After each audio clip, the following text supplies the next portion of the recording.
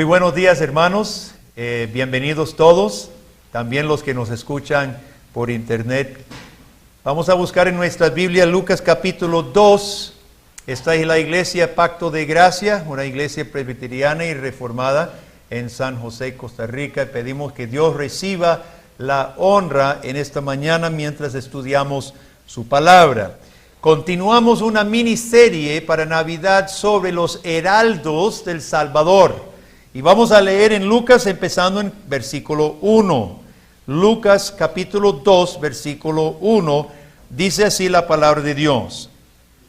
Aconteció en aquellos días que se promulgó un edicto de parte de Augusto César, que todo el mundo fuese empadronado. Este primer censo se hizo siendo Cirenio gobernador de Siria, e iban todos para ser empadronados cada uno a su ciudad. Y José subió a Galilea de la ciudad de Nazaret a Judea, a la ciudad de David que se llama Belén, por cuanto era de la casa y familia de David, para ser empadronado con María su mujer, desposada con él, la cual estaba encinta. Y aconteció que estando ellos allí, se cumplieron los días de su alumbramiento, y dio a luz a un hijo primogénito, y lo envolvió en pañales, y lo acostó en un pesebre, porque no había lugar para ellos en el mesón. Había pastores en la misma región que velaban y guardaban las vigilias de la noche sobre su rebaño. Y he aquí se les presentó un ángel del Señor, y la gloria del Señor los rodeó de resplandor, y tuvieron gran temor. Pero el ángel les dijo: no temáis, porque he aquí os doy nuevas de gran gozo, que será para todo el pueblo. Pues os ha nacido hoy en la ciudad de David un Salvador, que es Cristo el Señor. Esto os servirá de señal: hallarás al niño envuelto en pañales, acostado en un pesebre. Y repentinamente apareció con el ángel una multitud de las huestes celestiales que alababan a Dios y decían: gloria a Dios en las alturas, y en la tierra paz, buena voluntad para con los hombres. Hasta ahí por hoy la palabra de Dios. Heraldos del Salvador. En este pasaje vamos a ver que Dios utiliza tres diferentes heraldos para traer y anunciar la venida del Señor. Los primeros ni siquiera sabían lo que estaban haciendo. Augusto César y Cirenio hacen un edicto para que haya un censo, y el propósito de este censo, hermanos, es para cobrar impuestos más eficientemente. Como el Imperio Romano tenía gobernadores sobre las provincias, y como el ser humano no cambia nada, el gobierno central quería asegurar que todos los impuestos que se le debía, se le enviara, porque temían que los gobernadores provinciales se dejara más de la cuenta.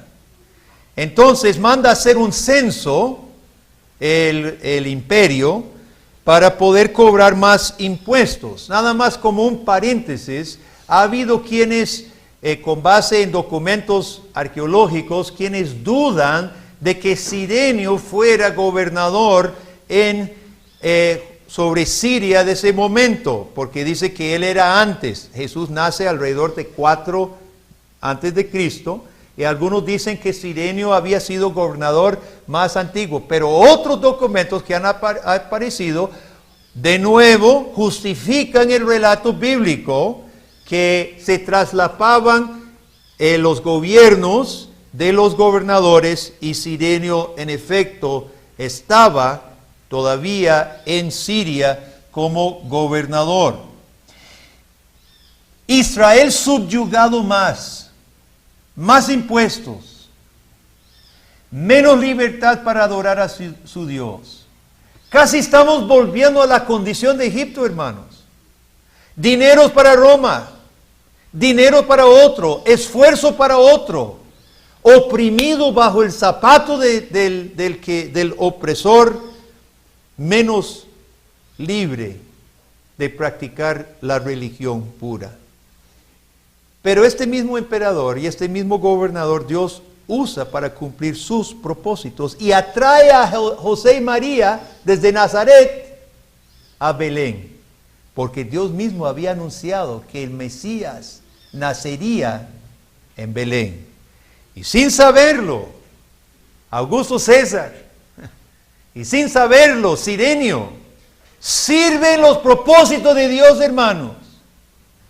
A pesar de que su propósito es sacarle más plata al pueblo, sirve el propósito de Dios para que el Mesías nazca donde era anunciado.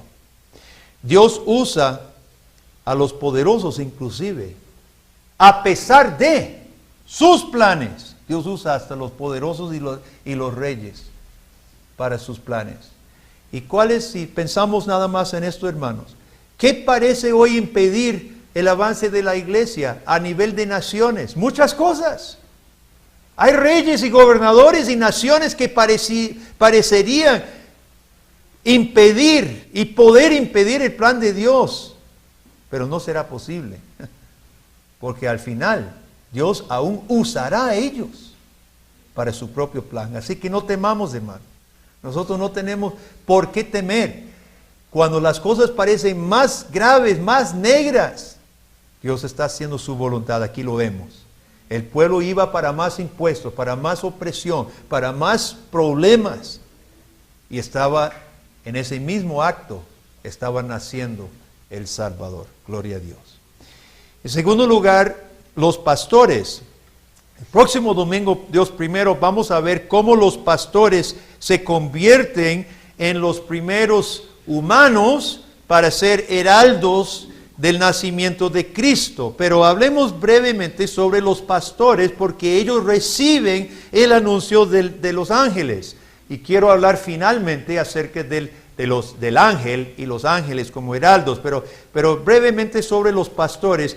Los pastores reciben el mensaje angelical para luego ser los heraldos en Belén. Y también los heraldos en las páginas de las Escrituras, porque aquí tenemos el relato de los mismos pastores, cómo ellos recibieron, se alegraron y promulgaron el nacimiento de Cristo.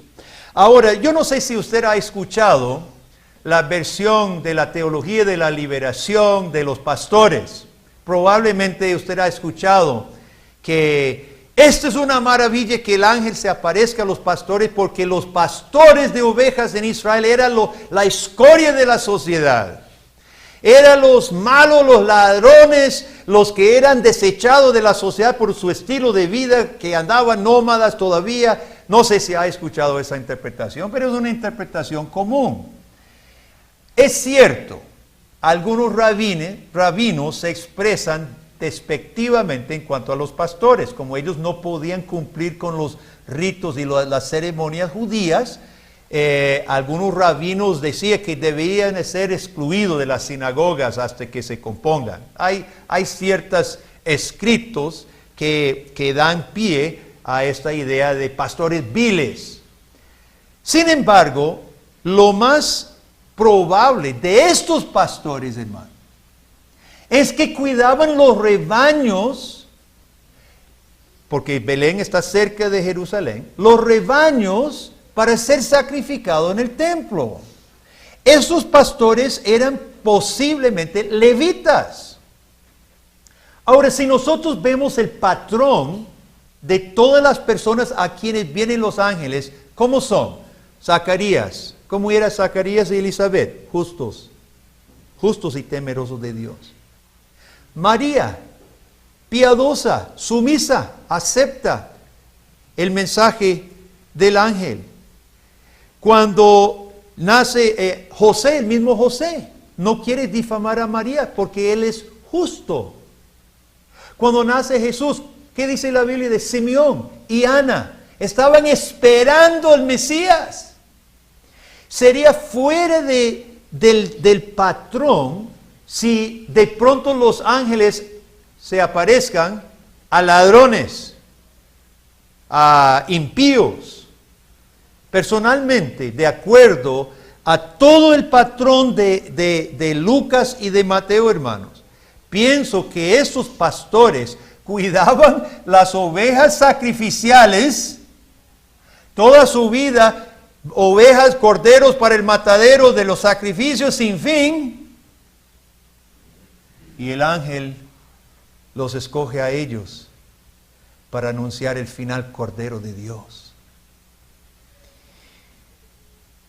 Sí es curioso que el primer mensaje público sea a pastores de ovejas. Pero recordemos lo que Pablo dice en 1 de Corintios, capítulo 1.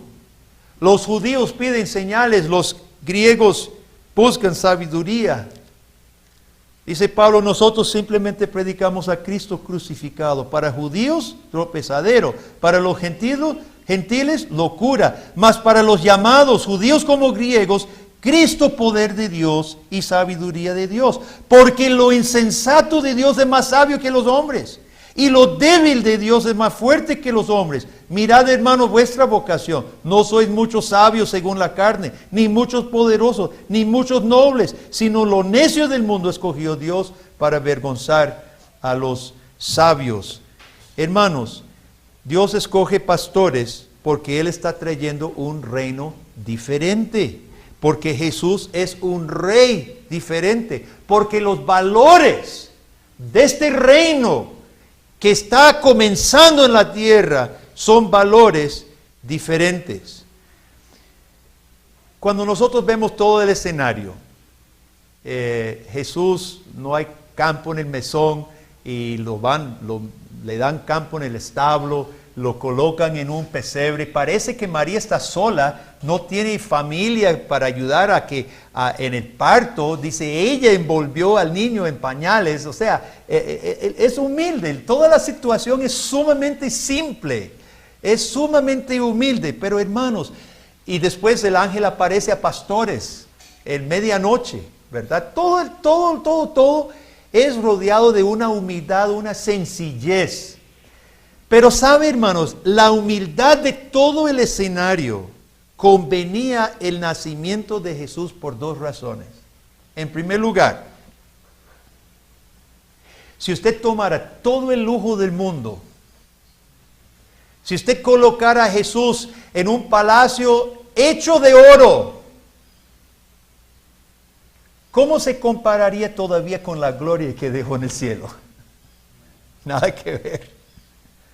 El lujo más grande del mundo todavía, hermanos, sería trapo de inmundicia a la par de la gloria y majestad que dejó el Hijo de Dios.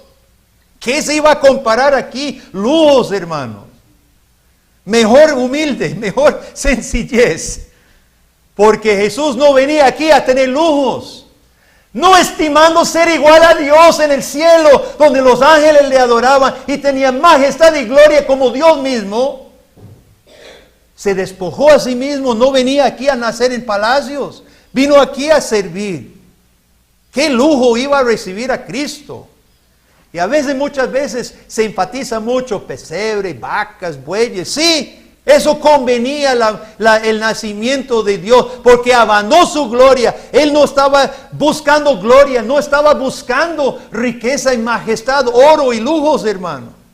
Convenía que naciera en condiciones humildes porque hacia eso vino. Y en segundo lugar, precisamente por el carácter del reino de Jesús. Cuando Jesús termina su vida, aquí mismo en Lucas 22, cuando establece la Santa Cena, Jesús dice, los reyes, los apóstoles se ponen a disputar quién sería el mayor. Y Jesús los reprende y dice, versículo 25, Lucas 22, 25, los reyes de las naciones se enseñorean de ellas, y los que sobre ellas tienen autoridad son llamados bienhechores, mas no así vosotros. Sea el mayor entre vosotros como el más joven, y el que dirige como el que sirve. El reino de Jesucristo era un reino diferente. No venía a señorear, no venía a aparentar pompa y lujos. Jesús vino a servir, y convenía que naciera en humildad, y convenía que fueran pastores de ovejas, que recibiera el primer mensaje. Ahora hablemos de los ángeles entonces. Ya en tercer lugar, hermanos, los ángeles que son heraldos gloriosos de la gloria de Cristo. Versículo 9 dice que el ángel se manifiesta, se aparece, ¿con qué cosa? ¿Con qué viene el ángel? Con la gloria del Señor, que rodeó alrededor a los pastores. Hermanos, ¿por qué un ángel es enviado con el anuncio de la muerte de Cristo? ¿Sabe, hermanos? Porque no había entre toda la raza humana ser perfecto que pudiera tomar sobre sus labios noticias del Hijo de Dios, de su nacimiento. Debía ser un ángel sin pecado, enviado desde la corte de Dios, desde el trono de Dios, a dar el anuncio del nacimiento de Cristo. El primer heraldo del nacimiento de Jesús es un ángel celestial, ser celestial, sin pecado. Y aunque Jesús nació en un pesebre en condiciones humildes, sabe, el cielo ya no podía contener su gloria. Jesús abandonó el cielo y nace en la tierra, pero el cielo no podía contenerse. Es como si la barrera entre cielo y tierra no se pudo sostener, y se rompe la barrera, y el resplandor del cielo, por lo menos sobre los pastores, se abre, y la gloria del Señor rodea a los pastores. El Creador está naciendo, el mismo Creador se está haciendo carne. ¿Cómo el cielo se iba a quedar así como si nada hubiera pasado? No podía. La segunda persona de la deidad se hacía carne. Y se abre el cielo y la gloria del Señor brilla. Fíjese muy bien, la Biblia lo especifica claramente. No es la gloria del ángel, es la gloria del Señor. ¿Qué gloria es esta? Es la misma gloria que bajó sobre Sinaí, hermano, y que ponía a temblar a los israelitas. Es la gloria que en el monte de la transfiguración transformó a Jesús para que brillara más resplandeciente que el sol. Y cuando la gloria del Señor se aparece, se abre el cielo, y un poco del esplendor del cielo y la majestad de Dios lo ven los pastores. ¿Qué hacen? Tiemblan, temen. Por supuesto, ante la gloria de Dios, toda persona sensata tiembla. Un pecador ante el Dios santo, ¿qué más va a hacer? Un pecador ante el Dios celoso, ante el Dios poderoso, ante el Dios justo, ante el Dios altísimo, ¿qué más va a hacer? Y tiemblan los pastores y temen. Hay quienes dicen hoy, no hay que tenerle miedo a Dios. Respeto, sí, un temor santo, pero miedo no hay que tenerle a Dios. Mire, si usted tiene miedo que un tren lo va a atropellar, usted está en el ferrocarril y viene el tren y te va a atropellar, y eso le da miedo, correctamente debería darle miedo. ¿Cuánto más a un Dios que lo puede arrojar al infierno? Por supuesto debemos tenerle miedo y temor al Dios santo del cielo, que arrojará a todo pecador no arrepentido al infierno. Tema, pecador. Tiemble, pecador. Es la respuesta correcta ante la revelación de la gloria de Dios. Pero el ángel no vino a condenar. Porque el ángel no vino a condenar. Por la misma razón que Jesús no vino a condenar al mundo, Juan 3. Porque el mundo ya está bajo condenación. Cristo no vino a condenar porque ya estamos bajo condenación desde Génesis 3. El mundo está bajo condenación. El ángel no viene a condenar tampoco porque el mundo está bajo condenación. El ángel viene con otro mensaje. El ángel viene con nuevas nuevas buenas, que se llama el Evangelio. Evangelio significa buenas noticias, buenas nuevas. Nuevas de gran gozo, dice el ángel en versículo 10. Nuevas con gran gozo, os ha nacido hoy en la ciudad de David un Salvador, que es Cristo Jesús. Gozo. El ángel habla de gozo,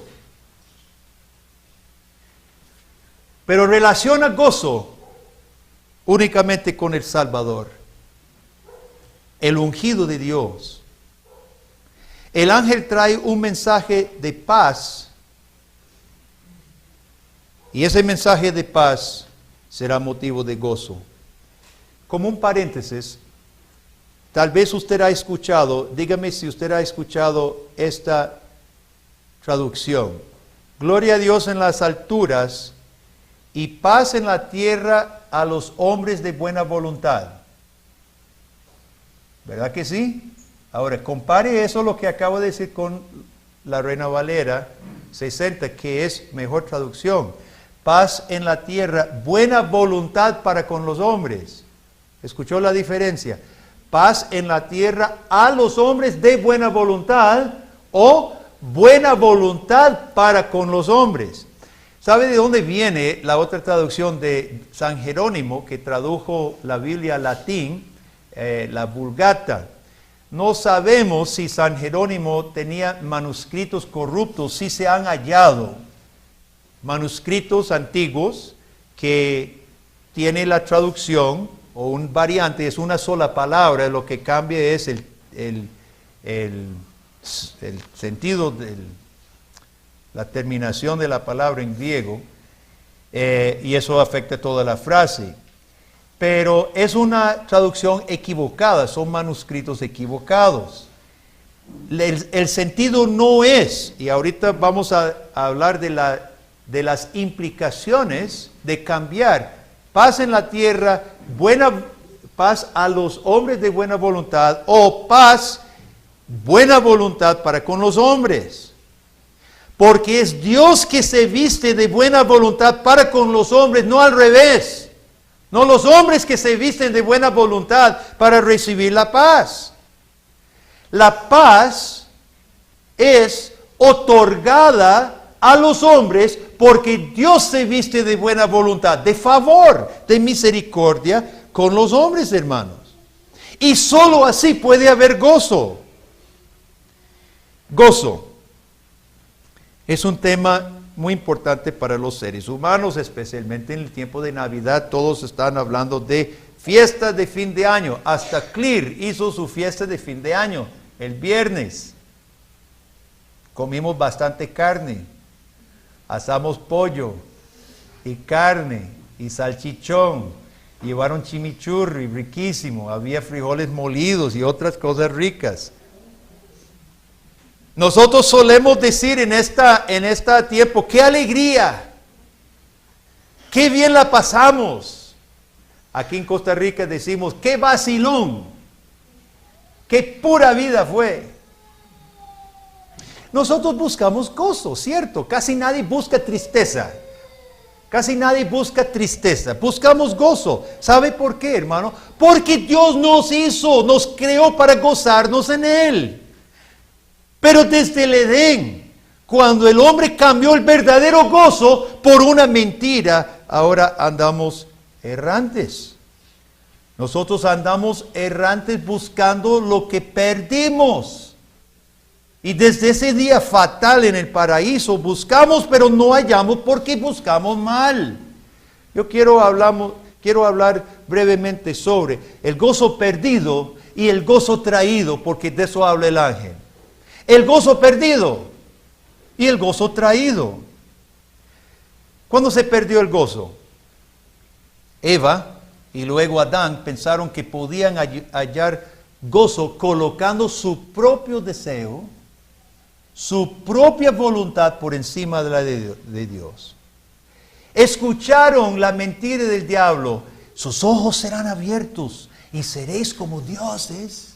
escucharon la mentira del diablo y lo creyeron y lo hicieron y desobedecieron a Dios buscando algo mejor, algo suyo, algo propio. Y por ser hijos de Adán y Eva, es por eso que usted y yo seguimos haciendo lo mismo que hicieron nuestros padres. Seguimos colocando nuestra voluntad por encima de la de Dios. Seguimos buscando nuestros deseos y nuestro placer por encima de la gloria de Dios. Y es por eso que no tenemos verdadero gozo. No tenemos gozo verdadero ni lo podremos hallar. La esencia de la idolatría es negarle a Dios la gloria que se le debe a Él. La esencia de la idolatría es idolatrar, adorar, perseguir, servir algo creado. Y ese algo creado por lo general somos nosotros mismos. Nuestros propios deseos, nuestros propios placeres. Usted sabe que es curioso. Yo encuentro, pues, entendiendo la Biblia, no es curioso. Pero curiosamente cuando el hombre rechaza la revelación de Dios, la revelación de Dios viene a través de palabras, conceptos, una historia. Necesitamos el raciocinio. Dios le habló a Adán, le dijo, le dio órdenes. Y cuando nosotros rechazamos la revelación de Dios como nuestra guía, hermano, por lo general el hombre se lanza a buscar gozo, pero apagando ese raciocinio. Trata de apagar el raciocinio. ¿Qué es la religión más lejos del cristianismo? ¿Qué sería la religión más consistentemente lejos del cristianismo? Sería el hinduismo, el panteísmo. ¿Y cuál es la práctica principal del hinduismo y el budismo? Yoga. ¿Y qué enseña el yoga como su meta? Apague el cerebro. Póngase la mente en blanco. Oiga usted, la Biblia dice, medite en Dios, escuche a Dios, piense en Dios, dé la gloria a Dios. O sea, la Biblia es totalmente lo contrario. Afile sus sentidos, afile su corazón, medite, profundícese, piense. Ese es el cristianismo. El hinduismo, que está también ahorita en la clase pre-membresía, estuvimos conversando, porque en Costa Rica muchos creen en esto de reencarnaciones, de yoga, etcétera, etcétera. Han rechazado el cristianismo y su religión ahora es, todos somos uno, todo es Dios, somos parte de Dios. ¿Y cuál es la meta, hermano? Apáguese el cerebro, apague la mente. No piense en distinciones, menos piense en un creador, menos piense en su Biblia. Qué curioso que cuando el hombre rechaza a Dios, rechaza su revelación de Dios, su respuesta es apague el cerebro. ¿No es, pues, curioso? No es tan curioso, es lógico, hermano. Y cuando ya no están haciendo yoga, ¿qué hacen otros para buscar gozo? Pues sus borracheras. Qué triste va a ser este fin de año. En la alegría, hermanos, ¿cuántos llorarán? ¿Cuántas mujeres con sus hijos pasarán hambre o necesidades porque su hombre anda en alegría? O viceversa. Borracheras, ¿quién está pensando en Dios y su revelación cuando está borracho? Vicios, drogas, bailes desenfrenados, esa música, pum, pum, pum, con baile, con luces, para que se enloquezcan las personas. ¿Qué vamos a estar pensando, meditando en lo que Dios quiere para el hombre? Entregados a sexo desenfrenado, etcétera, etcétera. ¿Sabe qué dice Calvino comentando este texto, hermanos? Dice Calvino que aparte de ser reconciliados con nuestro Creador, los punzones interiores de la conciencia producen tormentos enormes. Aparte de ser reconciliados con nuestro Creador como fuimos creados, los punzones de la conciencia crean tormentos enormes. Entonces las personas buscan apagarlo, desensibilizarlo. Me emborracho, no siento nada. Me entrego al desenfreno, no siento nada. Hago yoga, pongo la mente en blanco, no siento nada. Y es por eso, hermanos, que el ser humano pecador, aparte de buscar el gozo en Dios por la paz que Cristo establece, hermano, estaremos tratando de buscar gozo, pero con la necesidad de apagar, de sofocar, de borrar lo que realmente sabemos que existe. En esta época especialmente, pero durante todo el año, la oferta de alguna versión de gozo es común. Joven, no lo vaya a creer, es una mentira. Es un camino que no lleva a gozo y en muchos casos lleva a cosas terribles. El gozo perdido. El pecador perdió el gozo. Pero este pasaje es de gozo traído, hermanos. Fíjese que yo no dije gozo hallado. No es gozo hallado. El hombre no halla el gozo. El gozo verdadero es traído soberanamente y divinamente. La gloria del Señor vino a la tierra y rodeó a los pastores. El ángel vino con las noticias y el ángel vino con un mensaje de paz y buena voluntad de parte de Dios, porque Dios estaba estableciendo la paz con base en su buena voluntad y consiste en que ha nacido un Salvador, el Mesías. Este es docismo. Nosotros aquí hablamos de lo que Peter Jones habla, docismo. El hombre y el Creador. Y hay una barrera entre nosotros porque nosotros violamos y ofendamos al Dios Santo. Pero el Dios Creador que está en el cielo tuvo favor y misericordia de los hombres pecadores y mandó desde el cielo su Hijo Jesús. Este es docismo, hermano. El gozo verdadero es docista. La salvación es docista. La paz de Dios es docista. Dios establece la paz con base en su buena voluntad.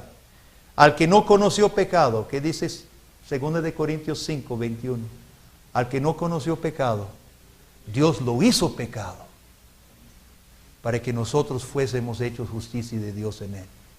Esa es la paz, hermano. Nosotros no establecemos la paz. Fue Dios que entregó a su Hijo porque usted y yo hemos ofendido al Dios Santo. Y necesitábamos un Salvador que tomara nuestro lugar en la cruz de Calvario. Y a eso vino Jesucristo, a morir en nuestro lugar, a cargar nuestras ofensas y nuestra culpa ante el trono justo de Dios. Paz. La paz es establecida por Dios. Nosotros no podemos hallar gozo aparte de la paz que Dios hace. Tampoco hay seguridad de gozo en la versión arminiana del Evangelio. Seamos claros, hermanos. Yo no hablo mucho desde este púlpito necesariamente de otras perspectivas, pero hoy es importante que nosotros dejemos claro, hermanos, lo que nosotros como presbiterianos y reformados afirmamos que la salvación es soberana. La salvación tiene su iniciativa y su cumplimiento en el poder de Dios para la gloria de Dios. La versión arminiana del Evangelio hubiera sido así. El canto de los ángeles, este es el canto arminiano de los ángeles. Gloria a Dios en las alturas potencialmente. Y en la tierra paz, tal vez. Buena voluntad posiblemente. Para algunos hombres que ojalá decidan por su soberana voluntad aceptar a Jesús. ¿Qué mensaje de gran gozo sería ese, hermano? Versículo 10 dice, gran gozo, gran gozo. ¿Qué va a escoger un muerto en sus delitos y pecados sin que Dios lo resucite, como dice Pablo en Efesios 2? ¿Qué va a escoger un muerto? ¿Qué paz va a haber entre el hombre y Dios si no es Dios que establece la paz, siendo enemigos nosotros, como dice Pablo en Romanos 10? ¿Y qué amistad puede haber entre el hombre y Dios a menos que Cristo nos elija y nos llame amigos, como dice Jesús mismo en Juan 16? La versión arminiana del Evangelio no calza con las palabras del ángel. Gracias a Dios, Dios trajo paz para un pueblo y Cristo vino a morir por sus ovejas. Tampoco la versión liberal. La versión liberal es igual o peor. La versión liberal le gusta la versión de la Vulgata, paz en la tierra para con los hombres de buena voluntad. Esta versión de la salvación es totalmente antropocéntrica. Los hombres, nosotros creamos la paz por medio de solidarizarnos unos con otros. Nosotros nos llenamos de buena voluntad. Y eso es lo que en todas las tiendas y en toda la radio y en todo lugar encontramos. Esa es la época de mostrar buena voluntad, etcétera, etcétera. Y esta versión de la salvación es que nosotros nos llenamos de buena voluntad y nosotros a través de nuestro esfuerzo traemos la paz entre los hombres. Creamos la paz. El problema es que llevamos incontables milenios creando la paz y no se ha logrado y tampoco se logrará. Ese es un cuento del demonio. Tú puedes, nada más tenga buena voluntad, nada más cambie, solidarícese, tú puedes.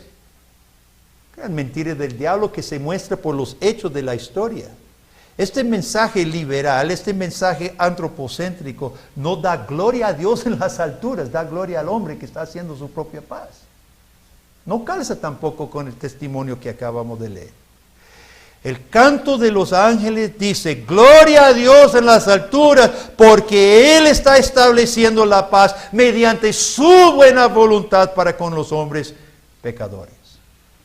Concluimos. Todos nosotros buscamos gozo porque Dios nos creó para gozarnos de Él para siempre. ¿Alguien reconoce esas palabras? ¿Cuál es el fin principal del hombre?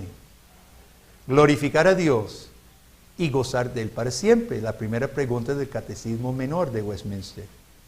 ¿Sabe qué? Yo pienso que alistando este mensaje, creo que sacaron de este pasaje la respuesta del catecismo. Glorificar a Dios y gozar de Él para siempre. Y es en ese orden, hermanos.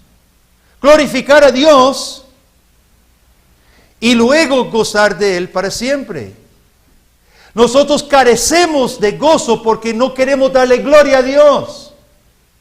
Pero Dios, gracias a Dios, Dios decidió redimir a un pueblo, hermano. Y será glorificado en la redención de un pueblo. Él manda a Cristo Salvador de un pueblo que Él ha elegido. Nosotros desconocemos los nombres específicos de ese pueblo, pero sabemos que Dios ha elegido el pueblo. Por su gracia y misericordia nos trae soberanamente a Cristo el Salvador. No Salvador en potencia, no Salvador tal vez, no Salvador ojalá. Cristo el Salvador. La buena voluntad de Dios es su única motivación. ¿Por qué Dios decidió salvar a pecadores? Solo porque Él tuvo buena voluntad para con nosotros. Y estas son las noticias de gran gozo, hermano. Y la fe en Cristo, el Señor y Salvador, es el único camino a esta salvación, a la paz entre Dios y el hombre y al gozo. Y la salvación en Cristo es segura, es real, no es tal vez. Y la salvación en Cristo lleva al verdadero gozo. Termino preguntándole, hay una forma, un termómetro para saber cómo estamos frente a este pasaje. ¿Tiene usted gozo o le falta gozo? ¿Tiene usted gozo o le falta gozo? Si le falta gozo, podría ser que le falta Cristo. Sin Cristo, usted no tiene paz con su Creador. Y sin paz con su Creador y reconciliación con su Creador, no puede haber gozo porque Dios nos creó para gozarnos en Él. Así que los ángeles hacen un llamado a toda persona a quien le falta Cristo, por favor. Vengan a los pies de Jesús en arrepentimiento, en reconocimiento que Él es el ungido, el Cristo, el Señor y el Salvador. y sus pecados serán perdonados en Jesús. La paz será establecida con su Dios una vez más. Y Dios dará el gozo. Posiblemente usted es cristiano y aún le está faltando gozo. Posiblemente porque su vida espiritual está desenfocada. Usted se ha olvidado, está en peligro de olvidar, está en desobediencia. No está buscando la gloria de Dios sobre todo. Está tentado a seguir nuestros padres de la carne, Adán y Eva, poner nuestros propios deseos y nuestro propio placer por encima de la gloria de Dios. Y se desenfoca su vida y se quita el gozo, por supuesto. Hoy los ángeles, hermanos, los ángeles heraldos gloriosos, nos llaman a glorificar a Dios creyendo en Cristo, colocando a Jesús como Señor y Salvador.